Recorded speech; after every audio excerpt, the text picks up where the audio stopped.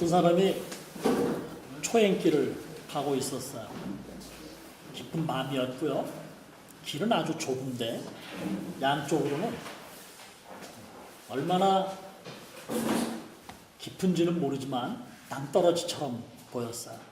간신히 더듬거리면서 그 길을 걷는데 그만 발을 헛디뎌서 낭떠러지 밑으로 떨어지게 생긴 거예요. 순간적으로 그가 옆에 있던 나무를 확 잡았어요.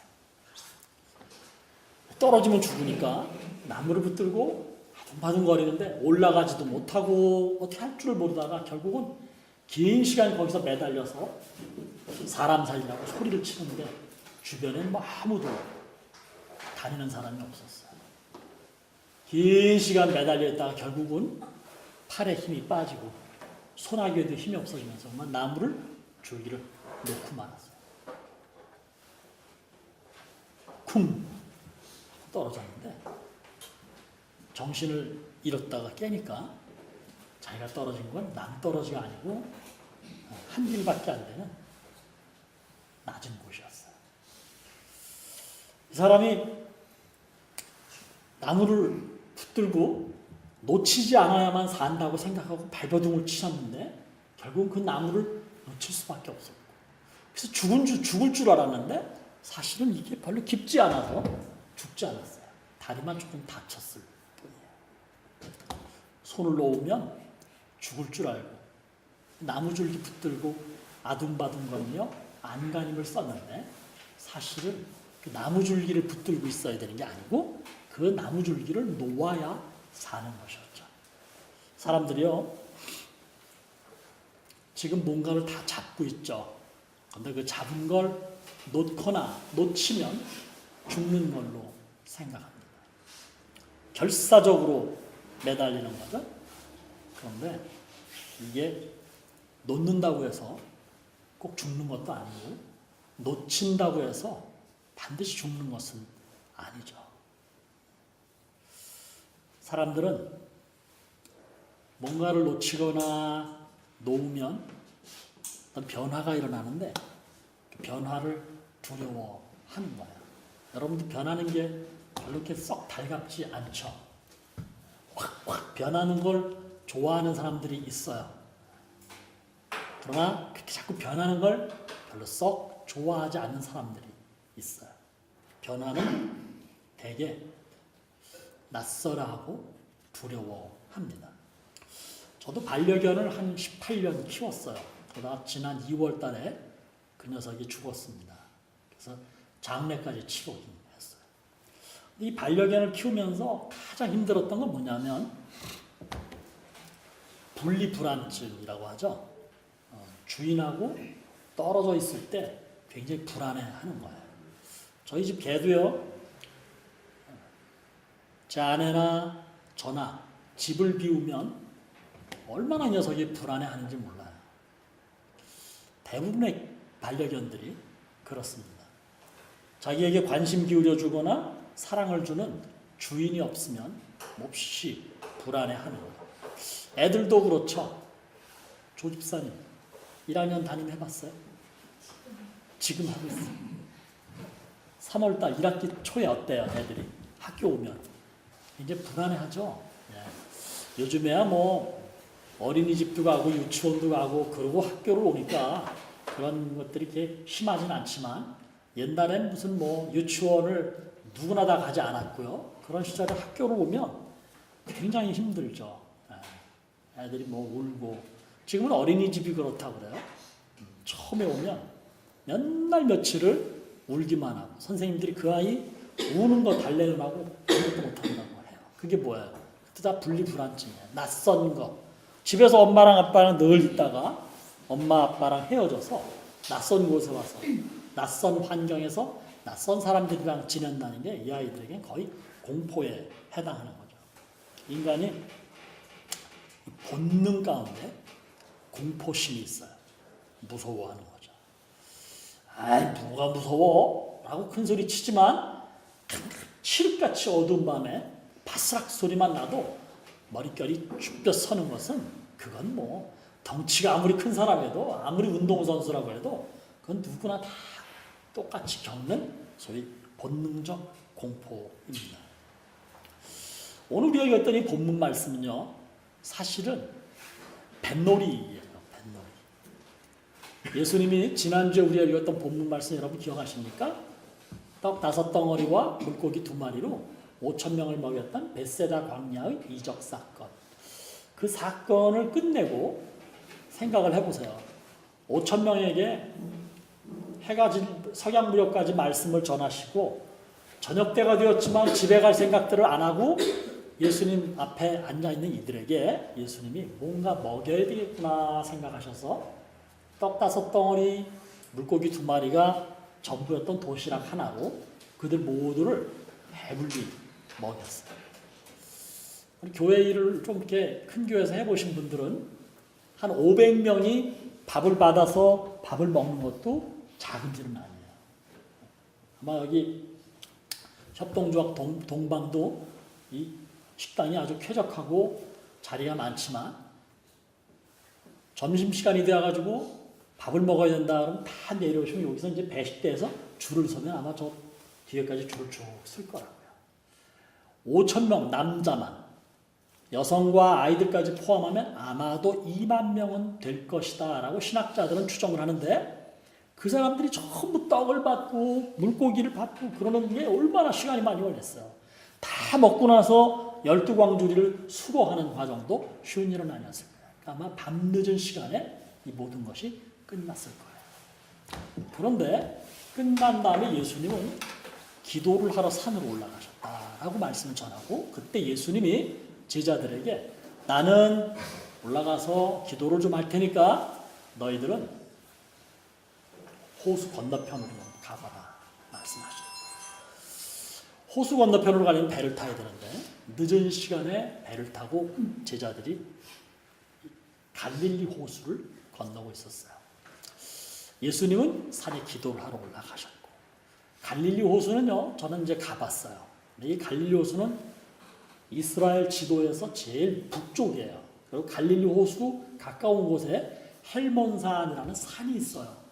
이 산은 높이가 굉장히 높아요. 사실 우리나라의 백두산보다도 좀 더 높아요. 한 3,000m 가까이 되는 산이니까 무척 높죠. 백두산은 장백산맥이라는 커다란 줄기, 그 백두대간의 근간이 되는 장백산맥이라는 거대한 줄기가 있기 때문에 백두산이 위용이 있죠. 그러나 높이는 헬몬산이 더 높아요. 이 산이 삐쭉하게 올라섰는데요. 그 위에는 대개 만년설이 있고요. 이게 완충할 수 있는 높이들이 없기 때문에 거기서 바람이 확 내려오면 마치 스키장에 스키가 내려오듯이 바람이 이렇게 쫙 내려오는 거예요. 어디까지? 갈릴리 호수까지. 그러니까 이 바람을 덜어 이렇게 좀 막아주는 것들이 있어야 되는데 그런 산들이 없이 그냥 내려오니까 갈릴리 호수에 가끔씩 헬몬산에서부터 불어오는 바람 때문에 제트기류가 형성이 되니까 이 호수에 물결이 일어나는 거예요. 바다가 아님에도 불구하고 풍랑이 일 때가 종종 있다고 해요. 제자들이 지금 배를 타고 캄캄한 밤에 이 호수를 건너가는 길인데 거기서 그만 풍랑을 만났어요. 자, 본문 말씀에 의하면 저물매라고 말씀을 시작하고 있어요. 저물었다는 얘기는 해가 졌다는 얘기인데요. 사실은 단순히 해가 진 게 아니고요. 헬라어의 어휘는 아주 깊은 밤이 다 늦은 밤이다. 아주 깊은 밤이 되었다라고 얘기하고요. 사건이 일어난 시간은 사경이라고 다른 성경, 즉 마태복음에서는 똑같은 사건을 기록하고 있는데 마태라는 사람은 시간을 밝히고 있어요. 예수님이 제자들과 만나던 시간이 사경, 그러니까 우리식으로 말하면 새벽 3시쯤 되었을 거예요. 정말 늦은 시간이죠. 요즘 같으면 뭐 배가 동력선일 수 있고요. 등배가 있을 수 있고요. 또 다른 배들도 있을 수 있겠지만 그 옛날 2000년 전에 무슨 등배가 어디 있고 동력선이 어디 있겠어요. 이 배는 완전 무동력선, 노를 저어서 가는 배. 갈릴리 호수 가봤더니 굉장히 큰 호수예요. 근데 그 호수를 건너가는 길이 노를 저어서 간다는 건 굉장히 오랜 시간 가야 하고 힘든 일이죠. 그런데 그만 제자들이 탄 배가 풍랑 때문에 흔들립니다. 바로 그때 이들이 무섭다라고 느끼는 바로 그때 저 멀리서 시커먼 물체가 빠른 속도로 오고 있는 걸 발견한 것이죠. 배는 자기들이 오랫동안 함께 지내면서 정신적 지주라고 여겼던 예수님이 지금 안 계시는 거예요. 항상 예수님과 같이 있었죠. 같이 밥 먹었고 같이 이동하고 더러운 같이 잠자고 예수님께 뭔가 배우고 그러던 사람들이었는데 그 밤에 예수님은 안 계시고 자기들끼리만 깊은 밤에 갈릴리 호수를 건너가고 있다가 그만 바람이 불면서 배가 흔들릴 공포 속에 무서워하고 있는데 이상한 일이 벌어진 거예요.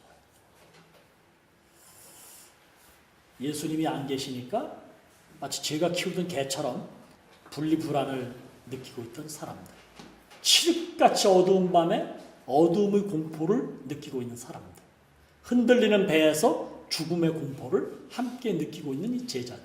그런데 한 가지 더 사건이 생긴 거죠. 저 멀리서 어떤 물체가 빠르게 다가오는 것이죠. 이쯤 되면 정말 무서웠을 겁니다. 그분은 바로 오늘 본문 말씀에 의하면 예수님이세요. 예수님이 성경에 사람이 평범한 상황에서는 이룰 수 없는 대단한 기적들을 여러 개 행하셨는데 그 중에 하나가 지난주에 우리가 생각했던 물고기 2마리와 떡 5덩이로 5,000명을 먹이신 사건, 그리고 이어지는 사건이 바로 오늘 본문에 나오는 바다 위를, 물 위를 걸어서 오신 예수님, 이 사건이에요. 그 이성주의자들, 그러니까 기적을 기적으로 보지 않고 인간적인 생각으로 이게 어떻게 이런 일이 생길 수 있어. 그래서 그걸 뭔가 해석하기를 원하는 사람들 가운데 이 물 위를 걸어오신 예수님, 이것을 과학적으로 증명해 보려고 무던히 노력하는 거죠. 근데 이것은 과학적으로 해결될 수가 없죠. 그래서 어떤 이들은 그때가 칠흑 같은 밤이었기 때문에 달이 있었을 것이다. 달빛에 호수가 비쳤을 것이다. 그리고 그 호수 위에 예수님이 산 위에 계셨으니까 산이 호수에 비쳤을 거고 예수님이 산마루에서 이렇게 걸어가시는 것이 호수에 비쳐서 제자들이 착각했을 것이다. 이렇게 이제 해석하는 사람들도 있어요. 그건 굉장히 무리한 해석이고요. 무슨 달빛에 산 그림자가 비쳤고 산마루를 타시는 예수님이 그 호수에 이렇게 비쳤을 것이라는 해석은 정말 말도 안 되는. 그건 진짜 차라리 물 위를 걷는 게 더 오히려 더 이성적이라고 해석할 만큼 아주 무지한 해석이죠. 저는 이 사건에 대해서 무슨 과학적인 증명을 할 의도는 전혀 없습니다. 되지도 않고요. 그걸 이야기하자는 것이 아니고 예수님과 함께 있다가 예수님이 안 계신 상황에서 소위 분리불안을 느끼는 제자들, 칠흑같이 어두운 밤에 갈 곳이 있는데 그곳까지 가기에는 너무나 힘든 상황에서 느끼는 본능적 공포, 바람이 불어서 배가 흔들릴 때 비록 뱃사람들이지만 여러 번의 경험에 의해서 보통 바람이 아니고 보통 풍랑이 아니니까 혹시 빠질지도 모른다는 죽음의 공포, 이것을 느끼는 이들을 향하여 기도하시던 예수님이 사랑하는 제자들이 지금 어려움에 처했을 때 그들과 함께 있기 위해서, 그들을 구하시기 위해서 빠르게 물 위를 달려오신 예수님의 이야기를 여러분하고도 나누고 싶은 거예요. 성경은 예수님이 누군가를 이렇게 설명하고 있어요. 여러분 성경 한번 찾아보실래요? 마태복음 1장 21절이에요. 마태복음 신약 성경에 처음 나오는 책이고요. 1장이에요. 이 마태복음 1장에는 예수님이 이 땅에 태어나시는 장면을 기록하고 있는데 천사가 예수님의 아버지 요셉에게 현몽해서 아들을 낳을 것이다 라고 점지하셔요. 태몽을 꾼 거죠, 아버지가. 이 태몽에 천사가 내가 아들을 낳을 터인데 아들의 이름을 예수라고 짓거라 라고 얘기를 해요. 그래서 예수라는 이름자의 뜻이 뭐냐를 이곳에 설명하고 있어요. 같이 한번 읽어보겠습니다. 21절입니다. 아들을 낳으니 이름을 예수라 하라. 이는 그가 자기 백성을 그들의 죄에서 구원할 자이십니다. 예, 자기 백성을 저희 죄에서 구원할 자. 어디서 구원한다 그랬냐면 죄에서 구원한다.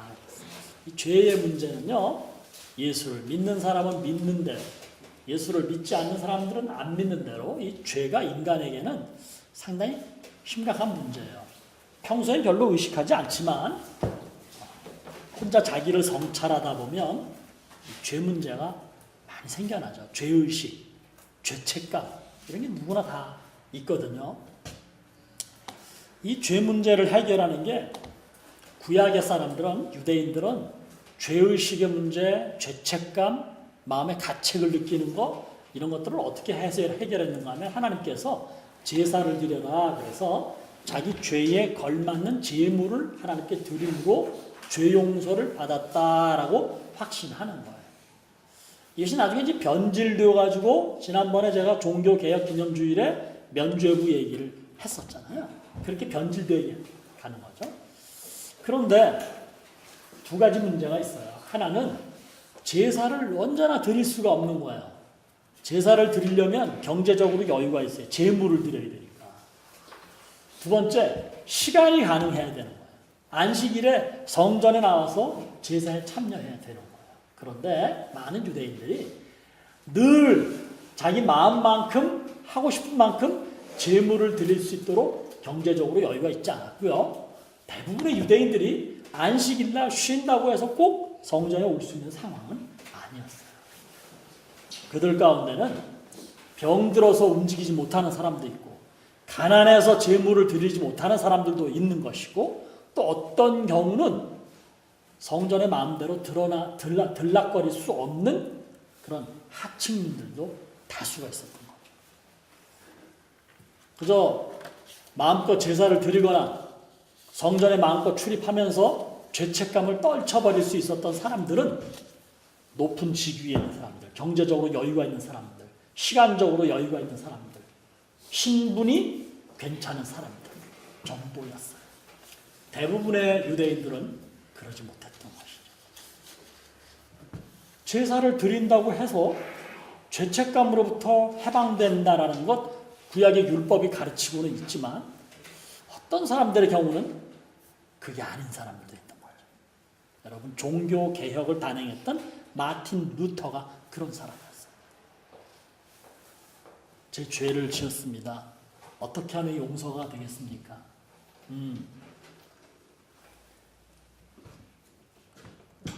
계단교회라고 있었는데요. 로마에 계단교회의 그 교회를 오르는 계단을 무릎으로 기어서 오르거라. 이제 그렇게 자기 죄를 고백하는 루터에게 죄 용서의 대가로 뭔가를 주는 거죠. 루터가 무릎으로 그 계단교회의 계단을 계속 기어 올랐어요. 몸에 막 상처도 나는 거예요.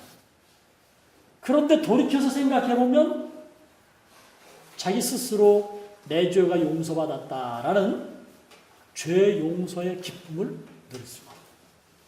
또 내려가서 또 기어 올랐지만 여전한 거예요. 거기서 루터가 깊은 성찰을 한 거죠. 내가 죄를 고백했을 때 내 죄의 용서를 위해서 뭔가를 하라고 내게 요구했지만 내가 그것을 아무리 해도 내 안에서 죄 용서의 기쁨을 누리지 못한다는 것. 그렇다면 이 죄 문제는 어떻게 해결될 수 있는 것인가? 그래서 루터가 신약성경을 많이 읽었고요.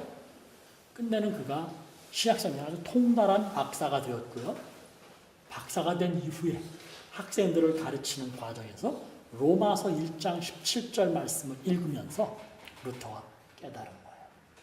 죄 용서는 뭘 내가 헌금을 많이 드린다고, 내가 무슨 어려운 일들을 많이 한다고, 봉사를 많이 한다고 죄 용서가 오는 것이 아니고, 죄 용서는 날 위해 내 죄를 대신 주고 십자가를 지신 예수 그리스도 그분이 나의 주, 나의 하나님이심을, 내 인생의 주인이심을 고백하며 살 때 죄는 용서받는 것이다. 이걸 루터가 깨달은 거예요. 하나님은 그래서 예수 그리스도를 우리에게 보내주신 것이죠.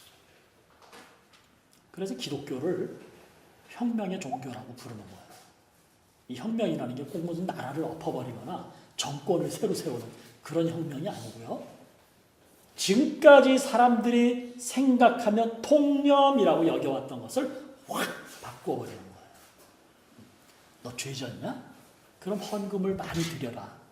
네가 지은 죄는 좀 크구나. 헌금만 가지고는 안 되겠구나. 저기 가서 봉사를 좀 열심히 해. 봉사 가지고도 안 되겠다. 네 몸이 좀 상해야 되겠다. 너 이 예배당에서 박박 기어 먹어라. 별걸 다 해도 죄가 용서되어지는 게 아니에요. 죄 용서는 그보다 우선 예수 그리스도께서 날 위해 죽으셨음을 믿음으로 고백할 때, 그걸 믿음으로 가질 때 죄 문제가 해결되는 거예요. 헌금을 드리거나 봉사를 하는 것은 어떤 의미냐면 죄를 용서해달라고 헌금을 드리는 게 아니고 내 죄를 용서해 주신 하나님께 감사해서 헌금도 드리고 혹은 어려운 데 가서 봉사도 다른 사람들을 섬기는 삶을 사는 것이죠. 이게 신앙생활의 의미입니다. 예수님이 사람들이 예수님께 자기 병을 고쳐달라고 요청해서 병 고쳐준 이도 있지만 어떤 이는 요청하지 않았는데 그냥 고쳐주시기도 했어요. 예수님을 따라다니는 사람들이 몇 끼를 굶어서 배고팠는데 예수님께 빵을 달라고 요구하지 않았는데 예수님이 먼저 빵을 나누어 주셨어요. 지금 제자들은 예수님과 떨어져서 아주 불안하게 호수를 건너고 있었는데 풍랑을 만나서 배가 흔들리고 그 배 안에 있는 제자들의 마음이 흔들리는 공포 속에 있는 이들을 아신 예수님이 기도를 빨리 끝내시고 지금 빨리 와야 하기 때문에 물 위를 걸어서 아니 성큼 큰 걸음으로 제자들에게 오신 거죠. 그러면서 그분이 제자들에게 하신 말씀이 오늘 설교의 제목입니다. 내니 두려워하지 말라. 두려워하지 말라는 말을 예수님은 성경에서 종종 하셨습니다.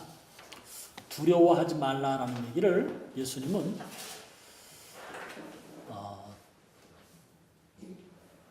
몸은 죽이지만 우리 영혼은 건드릴 수 없는 사람을 두려워하지 말라라고 말씀하셨어요. 여러분, 사람은 무서운 존재이기도 합니다. 내게 위협을 가할 수도 있고요, 해를 줄 수도 있어요. 그러나 예수님은 제자들에게 뭐라고 그러는가 하면 나를 믿는다고 해서 나의 제자라고 해서 세상 사람들이 너희를 미워하거나 너희를 위협하거나 너에게 해를 가할 수 있지만 그래도 그들을 무서워하지 말라. 그들에게 무릎을 꿇지 말라라고 말씀하셨어요. 대신 누구를 두려워해야 되는가 하면 하나님을 두려워해야 한다. 그래서 살면서 두려워해야 할 존재는 하나님이시지 사람이 아니라고 말씀하셨어요. 예수님은 적은 무리라고 해서 두려워하지 말라 그랬어요. 니네가 모였을 때 조금 모여있다고 그래서 너희를 둘러싼 사람들이 많다고 해서 두려워하지 말라. 하나님은 적은 무리와도 함께 하시기 때문에 두려워할 필요가 없다라고 말씀하셨어요. 그래서 우리 나무 십자가가 교인이 많지 않잖아요. 그렇지만 두려워할 일이 없는 것이죠.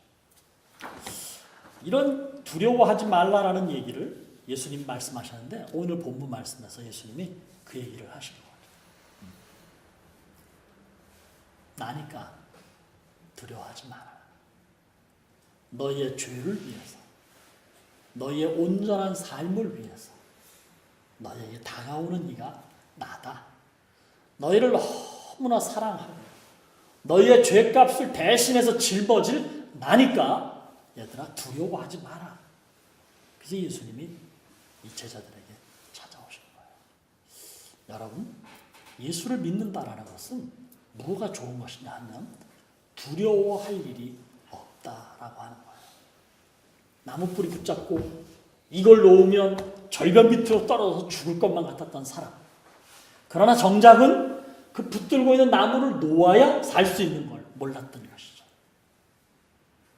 우리도 살아가면서 내가 지금 붙들고 있는 게 전부라고 여기면 그걸 놓지 못하는 것이죠. 근데 때로는 그걸 놓았을 때 새로운 것이 나를 기다릴 수도 있고, 그것을 놓았을 때 다른 세계를 경험할 수도 있는 때가 종종 있습니다. 그러니까 성경은 우리를 향해서 너의 미래를 놓고 두려워하지 말아라 말씀합니다. 자녀를 키우는 부모 같으면요, 내 자녀의 미래 때문에 두려워하지 말라는 거예요. 아, 우리 애는 이 공부가 안 되는데, 아, 우리 애는 이게 몹시 힘든데, 두려워하거나 걱정하지 말라는. 여러분 자신의 인생의 미래에 대해서 두려워하지 말라라고 말씀하시는 거죠. 어쩌면 이 말씀은 저를 향한 말씀일 수도 있는데요. 지금까지 내가 살아왔던, 저를 가지고 이야기한다면 지금까지 내가 목회해왔던 환경과 너무나 다른 것. 두려워하지 마라. 한 주간 동안 저는 이 말씀을 묵상하면서 그렇다라고 믿어왔고, 그렇다고 생각했고, 그렇게 끌려왔지만, 한 주간 동안 여러분에게 설교를 하기 위해서 이 말씀을 묵상하면서 맞구나. 환경이 변하는 것에 대해서, 불확실한 미래로 나아가는 것에 대해서 예수님은 두려워하지 마라. 내니 두려워하지 마라. 아까 여러분이 읽었던 성경 마태복음 1장 21절이죠? 다시 한번 그것을 펴겠습니다.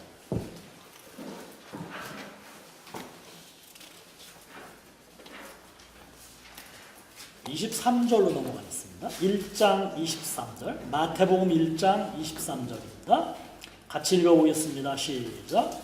오라 처녀가 잉태하여 아들을 낳을 것이요 그의 이름은 임마누엘이라 하라 하셨으니 이를 번역한즉 하나님이 우리와 함께 계시다.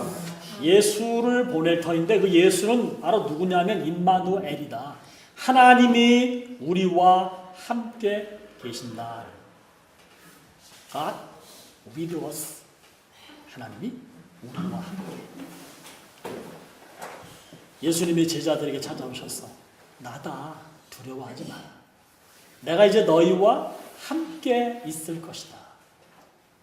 이 사건이 요한복음에는 기록되지 않았는데 다른 성경에는요, 마태복음에 이 사건이 조금 더 부기가 있어요. 뭐냐면 베드로가 그럼 예수님 저도 좀 물 위를 걸을 수 있을까요? 그랬어요. 예수님이 그래 나오라. 예수님이 베드로를 물 밖으로 나오게 했어요. 베드로가 물 위로 나와서 물 위를 예수님처럼 몇 발자국 걸었다고 그랬어요. 그런데 갑자기 베드로가 시퍼런 캄캄한 그 물길을 내다보니까 두려움이 엄습할 때 빠져들었다라는 말씀이 같이 기록이 되어 있어요. 두려움이란 그런 거죠. 좀 잘 나갈 때 있었죠, 여러분? 혹시 지금도 잘 나갈 수 있죠? 그때는 뭔가 생각하는 대로 되거나 뭔가 원하는 대로 이루어질 때 너무나 좋죠. 그러나 또 인생이라는 게 막힐 때도 있고 오르막도 생기는 거죠. 그럼 또 낙심해서 세상을 다 잃은 것 같은 실망했던 시절. 우리 그런 오름과 내림을 수도 없이 경험하는 게 인생이잖아요. 그런데 예수님은 우리를 향해서 두려워하지 마라. 내리막길을 걸을 때 혹은 뭔가 확 막혔을 때 그냥 놓아버리고 싶거나 끝내버리고 싶은 생각이 들 때 그런 상황이 왔을 때도 주님은 우리를 향해서 두려워하지 말라 말씀하십니다. 왜냐하면 God with us, 하나님이 우리와 함께 하시기 때문에, 임마누엘이기 때문에 두려워하지 말라. 우리에게 오셨어요. 나니 두려워하지 말라 말씀합니다. 제가 어렸을 때 공동묘지 얘기를 많이 들었어요. 우리 어렸을 때 요즘에 얘기거리가 워낙 많지만 우리 어렸을 때 밤에 모여서 친구들끼리 혹은 오빠 누나 언니들이랑 이렇게 모여서 얘기할 때 꼭 공동묘지 얘기 시리즈가 하나씩 나왔는데요. 이런 얘기입니다. 어떤 사람이 공동묘지를 지나서 마을로 가는 길이었어요. 근데 한 꼬마가 아주 밝은 얼굴로 공동묘지에서 막 뛰어놀고 있는 거예요. 공동묘지라는 게 되게 무섭잖아요. 귀신 나온다고 그러고 도깨비 불 있다고 그러고 우리 어렸을 때 다 그런 얘기 들었는데 그래서 꼬마를 불렀어요. 야, 안 무섭니? 아니요, 안 무서운데요. 지민이 같았나 봐요. 밝은 얼굴로. 안 무서운데요. 왜 안 무섭니? 공동묘지 귀신 나올 텐데? 그랬더니 이 꼬마가 하는 말이, 왜냐하면 우리 아빠가 이 묘지 관리인이에요. 여러분, 세상이 때로는 무섭잖아요. 두렵잖아요. 힘들잖아요. 그런데 이 세상을 관리하시는 분은 누구냐면 우리의 아버지 하나님이세요. 우린 그분을 나의 아버지라고 고백하는 거예요. 말하자면 여러분들은 공동묘지 관리인의 아들이 공동묘지에서 마음껏 뛰노면서 우리 아버지가 이 공동묘지를 관리하는데 내가 무서울 일이 없잖아. 하나님 아버지가 내게 주신 인생이고 하나님 아버지가 내게 주신 세상인데 이 세상 속에서 내가 무엇이 두렵겠느냐고 담대하게 나아가는 게 우리 인생이라고 말씀은 가르치고 있는 거예요. 잠시 떨어져 있음에도 불구하고 내가 물속에 빠져가는 그 어려움에 처했을 때 빠른 걸음으로 물 위를 걸어서 달려오시는 예수님, 내니 두려워하지 마라 라고 말씀하시는 그분이 나의 주, 나의 하나님이라는 고백이 있다면 오늘도 우리는 이 험한 세상에서 조금 더 용기를 가질 수 있고 이 복잡한 세상 속에서 좀 더 지혜를 누릴 수 있습니다. 그 하나님, 대림절 둘째 주를 나는 여러분을 제게 오셔서 말씀을 전해주십니다. 성경 한 곳만 더 찾고 말씀 마치겠습니다. 요한복음 14장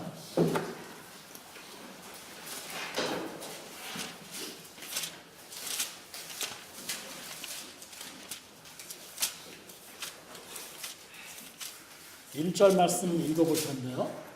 예수님이 이제 세상에서 세상 사역을 마치고 십자가를 지기 직전에 제자들과 헤어져야 할 때가 왔음을 알려주실 때예요. 근데 제자들이 몹시 불안해하는 거예요. 분리불안증이 다시 작동하는 제자들을 향해서 예수님이 하신 첫 마디가 14장 1절 같이 읽어봅니다. 시작. 너희는 마음에 근심하지 말라. 하나님을 믿으니 또 나를 믿으라. 근심하지 말라. 근심이라는 게 두려움의 전조잖아요. 근심이 들기 시작하면 인생이 두려워지는 것입니다. 이렇게 시작하신 예수님의 말씀이 27절로 가면 진짜 멋진 말씀이 등장을 해요. 27절 같이 읽어봅니다. 시작. 평안을 너희에게 끼치노니 곧 나의 평안을 너희에게 주노라. 내가 너희에게 주는 것은 세상이 주는 것과 같지 아니하니라. 너희는 마음에 근심하지도 말고 두려워하지도 말라.